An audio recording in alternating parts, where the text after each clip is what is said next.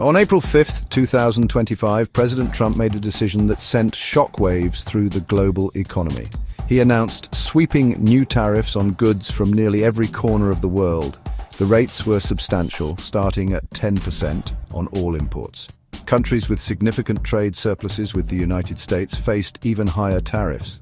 China, a frequent target of Trump's economic policies, was hit with a staggering 54% tariff. This represents the highest tariff rate imposed by the United States since 1910, marking a significant escalation in Trump's trade war. These tariffs are a gamble, a bet that the benefits of protectionism outweigh the potential costs.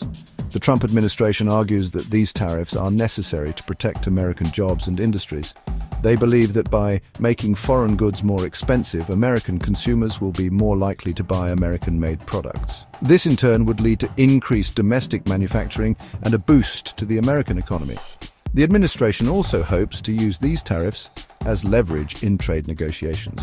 By imposing these costs, they aim to pressure other countries into making concessions, particularly on issues like intellectual property theft and forced technology transfer. The ultimate goal is to reduce the trade deficit and achieve greater economic independence for the United States. The immediate consequences of these tariffs were swift and severe. Global markets reacted with alarm, with stock prices plummeting in the United States, Asia, and Europe. The uncertainty injected into the global trading system sent investors fleeing for safer assets, driving gold prices to record highs.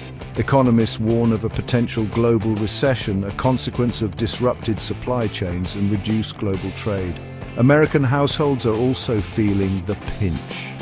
Economists estimate that these tariffs will cost each household an average of $5,000 per year. The price of imported goods from cars to clothing has skyrocketed, contributing to a 6% increase in the cost of living. Small businesses, often operating on thin margins, are particularly vulnerable to these increased costs. They face the difficult choice of absorbing these costs or passing them on to consumers, further fueling inflation. The international response to Trump's tariffs has been overwhelmingly negative. Key allies, including Canada, Australia, and the European Union, have condemned the move as protectionist and harmful to the global economy. They argue that these tariffs violate international trade rules and threaten to unravel the system of global trade that has underpinned decades of economic growth.